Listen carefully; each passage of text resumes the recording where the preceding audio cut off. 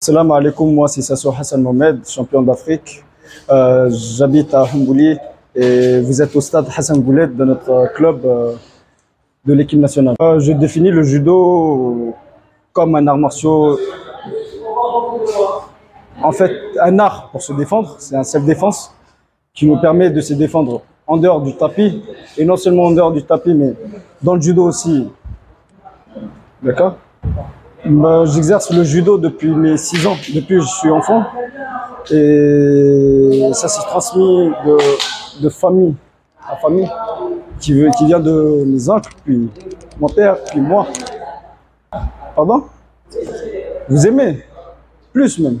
C'est ma vie, c'est toute ma vie. J'ai fait 14 ans de judo, c'est beaucoup. Ou bien courir, faire du football, pour essayer de...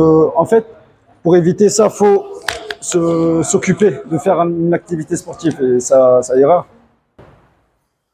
La drogue, je la vois, en fait, premièrement déjà ça tue, ça te tue en personne. Et puis, comment te dire? En fait, ça te bloque, ça bloque tes rêves, ça bloque beaucoup de trucs. Évitons ça. Déjà prochainement, dans la semaine suivante, le 18 décembre, on a une compétition au Marrakech qui va se dérouler au Maroc pour les championnats arabes. Et espérons qu'on ramènera encore une fois une médaille, Inch'Allah. Et puis pour les Jeux Olympiques, on doit vraiment travailler pour ça, accumuler des points.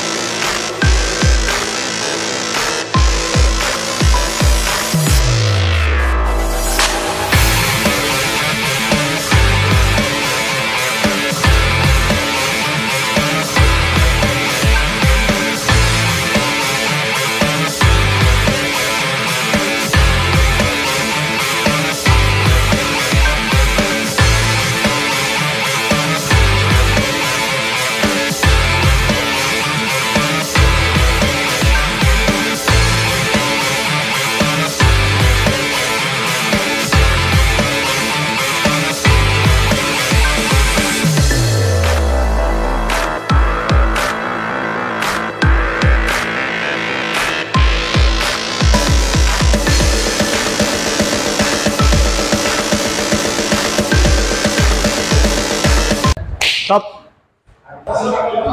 Assalamu alaikum, je m'appelle Adenissa Mohamed. Ici, on est à Stade Hassan Goulet, c'est la salle nationale du judo. Là, ici, c'est le maître, c'est ça, c'est fait ça. Là, ici, on se prépare pour le jeu africain à Marrakech.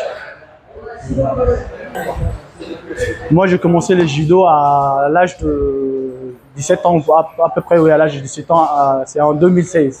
J'ai commencé le judo.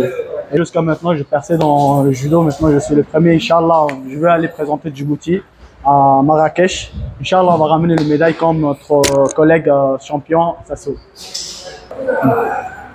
Je suis premier dame ceinture noire. Ouais, la première difficulté ici au judo, c'est uniquement la technique, parce que la technique, c'est en japonais. Et vous connaissez, nous, on n'est pas des japonais, c'est juste pour apprendre les techniques.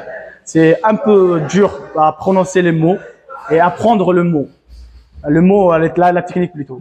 Parce que la technique, c'est en japonais et ça veut dire hachi comme goshi, comme tewaza, ça veut dire c'est comme ma, goshi c'est le hanche, hachi c'est le pied. Ça, c'est difficile à apprendre parce que c'est du japonais. Mais à un moment donné, je suis devenu maître j'ai enseigné les enfants, je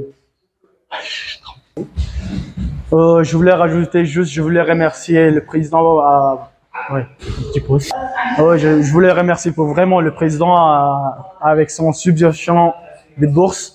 Il nous a aidés, il nous a donné le courage, la volonté de continuer à faire du judo. Parce qu'avant, il n'y avait pas de budget pour aller loin. Mais maintenant, avec le président, avec l'aide du président, on va aller loin, on va ramener le médaille, Inch'Allah.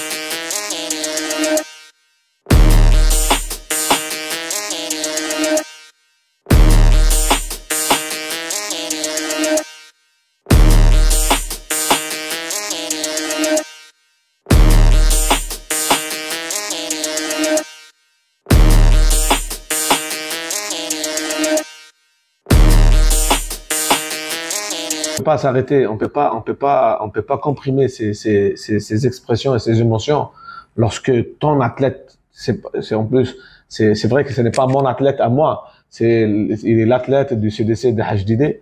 D'ailleurs, je salue tous les entraîneurs qui sont dans le CDC, qui font un très grand effort, malgré beaucoup de difficultés dans le CDC, mais on essaye de faire de notre mieux. Les CDC, avec les projets de la GIK, on a équipé 9 CDC en tapis, en équipement, en entraîneur. Actuellement, nous avons quelques soucis au niveau du CDC, mais j'espère, Inch'Allah, que sous la direction de Madame la ministre, Dr Hibo, que les choses vont s'améliorer. Donc, ce petit-là, c'était un pur produit du CDC de HDD. Et son entraîneur, c'est son père. C'est son père qui est son entraîneur, Radouane. Donc, et pour moi, donc, moi j'étais là, moi j'étais directeur de la compétition et je devrais normalement être neutre. Mais les émotions n'ont pas pu, non, j'ai pas pu me retenir et c'est pour ça que j'ai pris le petit dans mes bras, je l'ai soulevé, j'ai même pleuré. Et ceci m'a causé une blâme de l'Union africaine de judo parce que normalement je devrais être neutre et je devrais arrêter donc et contrôler mes émotions. Mais ça m'est dépassé. Et ce qui a amené que avec Sasso, c'était dans le couloir.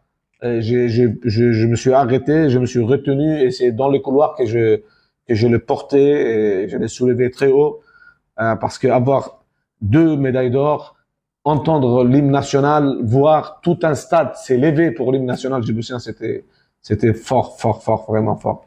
En tout cas, ce sont 2 jeunes très promoteurs. Le petit Al-Gasser, il fait parmi la jeune génération qu'on a appelée Dakar 2022. Ça fait depuis 2019 que nous avons regroupé une 50aine de jeunes pour les préparer pour les Jeux Olympiques de Dakar 2022. Malheureusement, à cause du Covid, l'échéance est passée à 2026. À part Al-Gasser, il y a beaucoup d'autres jeunes qui sont vraiment au top et qu'on est en train de préparer donc pour 2028. Il y a sa sœur Malak, qui est une fille extraordinaire.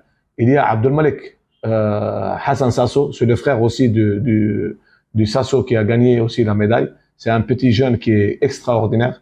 Il y a Gemid, il y a beaucoup d'autres jeunes qui sont vraiment au top, sauf que par faute de moyens, nous n'avons pas pu déplacer toute une équipe.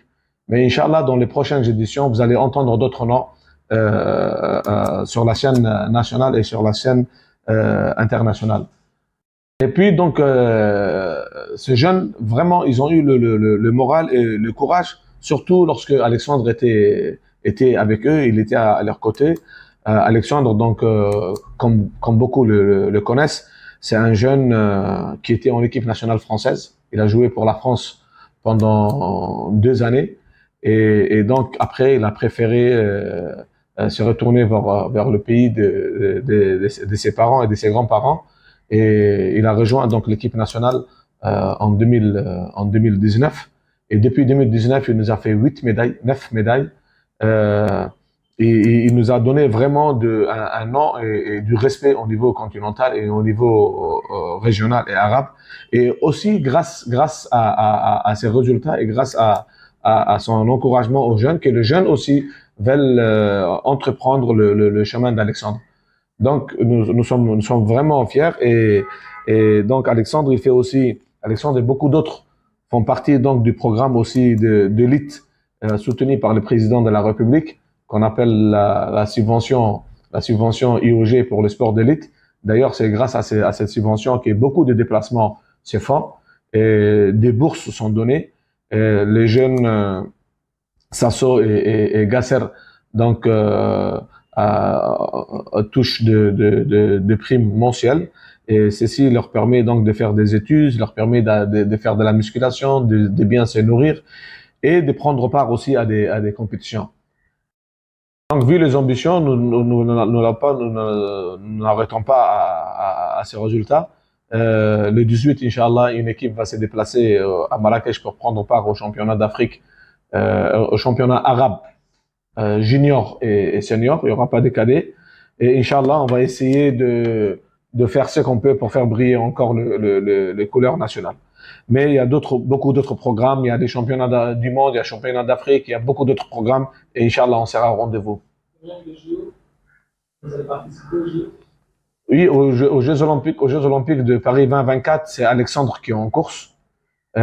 Si vous me permettez donc de prendre 2 minutes pour expliquer exactement pour les Jeux Olympiques, parce que les gens nous blâment toujours pourquoi c'est une seule personne. Les conditions de sélection des Jeux Olympiques sont très, très difficiles et très, très différentes. En fait, il y a 12 personnes qui sont qualifiées dans tout le continent africain. 12 personnes seulement, dans tous les continents africains. Et sur les 12 personnes, il faut qu'il y ait une seule personne par pays. Un seul athlète par pays, que ce soit garçon ou fille. Donc, c'est pour ça que il faut pas jouer à avoir 2 athlètes ou 3 athlètes. Et il faut prendre celui qui a le plus de potentiel, le meilleur, et les pousser à faire participer à beaucoup plus de compétitions possibles pour qu'ils puissent avoir le point requis pour la qualification. Parce que c'est une course de points. Quand je vous dis qu'on prend les 12 meilleurs africains, ça veut dire que c'est les 12 qui ont le plus de points au niveau d'Afrique.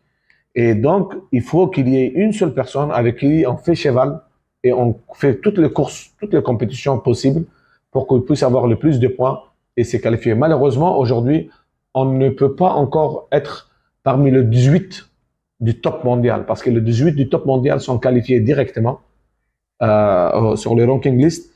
On n'est pas encore là. Alexandre, son meilleur classement, il était au 33e mondial. Et on n'a pas pu accéder aux 18 premiers. Mais c'est ça, c'est que nous avons actuellement. Et c'est pour cette raison que c'est toujours un seul athlète qui peut être représenté au niveau international, surtout les Jeux Olympiques. L'histoire du judo djiboutien, comme je dis que moi j'avais commencé le judo